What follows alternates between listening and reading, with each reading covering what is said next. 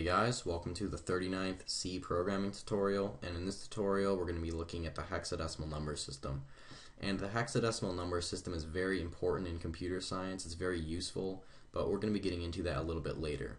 But first, let me just say that the base of the hexadecimal number system is 16, meaning that there are 16 different possible values for each hexadecimal digit. And they are 0, 1, 2, 3, 4, 5, 6, 7, 8, 9, A, B, C, D, E, F. And this can be a little bit confusing, so let me just go ahead and show you this table right here. So on the left we have all of the hexadecimal digits, and on the right we have all of the values that those hexadecimal digits correspond to. So 0 in hex is 0 in decimal, 1 in hex is 1 in decimal, and so on until we get down to A right here. A in hexadecimal is 10 in decimal, B in hex is 11 in decimal, and so on until we get down to F. F in hex is 15 in decimal. So here are all of the hexadecimal digits, 0 through F. So let's just say that we had some hexadecimal number like C, F7 or something. And let's say that we wanted to convert this hexadecimal number into decimal. So we have this number in base 16 and we want to convert it into some number in base 10 or decimal. So the first thing that we need to do right here is just take this C and convert it into decimal. So C in hex is 12 in decimal. So we can just say 12 times 16, since the base of hex is 16, and then we need to do 2 to the second power, or 16 squared, because C is at the index of 2 inside of our numbers, so 7 F C, so 0, 1, 2. Then we just need to do plus F times 16 to the first, or F is 15 in decimal, so we can just do plus 15 times 16 to the first, again because 16 is the base of hex and because 1 is the index of F inside of our number right here. So 0, 1. And then finally we just need to do plus 7 because 7 in hex is 7 in decimal, 7, 7. And then times 16 to the 0 power because 7 is at the index of 0 inside of our number. So if we were to evaluate this, we should get the number that CF7 corresponds to.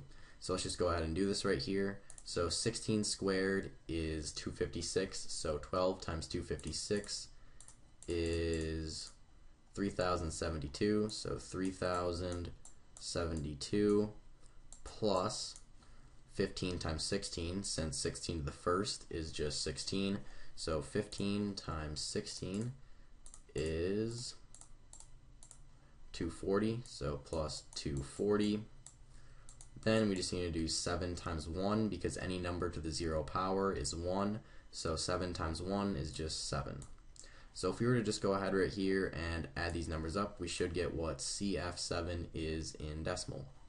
So let's just go ahead and do that. So 240 plus 3072 plus 7 is 3319. So 3319. So CF7 in hex is equivalent to 3319 in decimal, or base 10. So let's just go ahead right here and check ourselves using the calculator, which we can actually do. We can convert between hex, decimal, octal, and binary all in our calculator. All we need to do right here is just on our calculator change the view to programmer, and then on the side right here you see that we have all of the number systems. We have hex, decimal, octal, and binary. So let's just say that we wanted to convert CF7 in hex into decimal. So we just change this to hex right here, so just go ahead and click hex, then type in CF7, so CF7, and then if we just wanted to convert this into decimal, all that we need to do is just click this decimal right here, and we see we get 3319. So CF7 in hex is in fact 3319 in decimal. And if we wanted to see what that number was in octal, we just go ahead and click octal right here. And if we wanted to see what this number was in binary, we can just go ahead and hit binary. And it also shows the binary right here. So here are all of the bits for 3319. Alright, so why is hexadecimal so useful? Well, first let's just go ahead and take a look at what the maximum value for a signed car in hexadecimal looks like. So the maximum value for a signed car in decimal is 127. So to convert this into hexadecimal, all that we need to do is just hit this button right here, and we get 7F. So 7F in hexadecimal is the maximum value for a signed car. Alright, now let's just go ahead and take a look at what the maximum value for an unsigned car in hexadecimal is. So the maximum value for an unsigned car in decimal is 255. So to convert that, we just hit hex right here, and we get FF. So the maximum value for an unsigned car in hexadecimal is FF. Alright, now let's just go ahead and take a look at what the maximum value for a signed short is in hexadecimal. So the maximum value for a signed short in decimal is 32,767. So we just paste 32,767. That in hexadecimal is 7FFF. And as you can see right here, there's sort of a pattern going on. Let's just go ahead and convert 65,535 into hexadecimal before we jump to any conclusions. So as you can see, the maximum value for an unsigned short is 65,535. So if we just convert that into hexadecimal, we see that it's FFFF. So as you can see, there actually is a pattern. And the cool thing about hexadecimal is you can represent a single byte in 2 hexadecimal digits, which makes doing computer math extremely easy. So as you can see right here, it's really not that hard to remember the maximum value for an unsigned short in hexadecimal. It's simply 4 Fs. Well, we know that we can represent the maximum value for a single byte in 2 hexadecimal values, and as you can see right here, there are 2 bytes. So let's just say that we wanted to represent the maximum value for an unsigned int in hexadecimal. So we just need to do 1 byte, there we go, 2 bytes, 3 bytes, 4 bytes. So 8 Fs is the maximum value for an unsigned int in decimal. So this is the maximum value for an unsigned int. And if we want to see the maximum value for a signed int, we just do 7F, which is approximately FF divided by 2. So then we can just do 7F, FF, FF, FF. So here are the 4 bytes for the maximum value for a signed int. So let's just go ahead and convert this into decimal, and we should get 2,147,483,647. So this is the maximum value for an int in decimal. So that is basically why hex is so useful in computer science.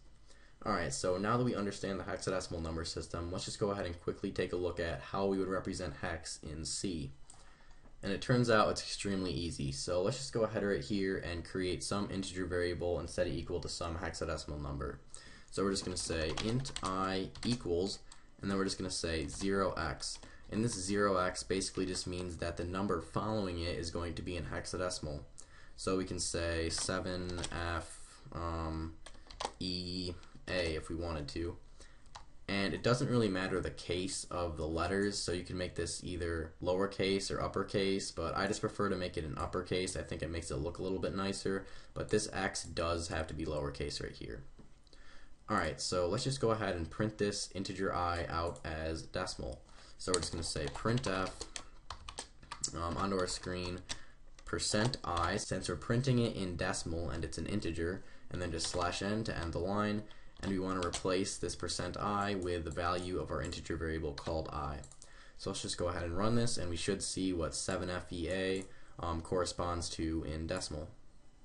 So as you can see, 7FEA in hexadecimal is 32,746. Alright, and if we ever wanted to print out this number in hexadecimal, we just change this %I to a %x for hexadecimal. And if we run this, we see that all of the letters are in lowercase. Well, if we want to make all of these letters in uppercase, we just simply make this X uppercase. And now we see that all of these letters that went on the screen are now in uppercase. And I just prefer that. I think it looks a little bit nicer. Alright, so that's pretty much it for this tutorial on a hexadecimal number system. So, see you guys.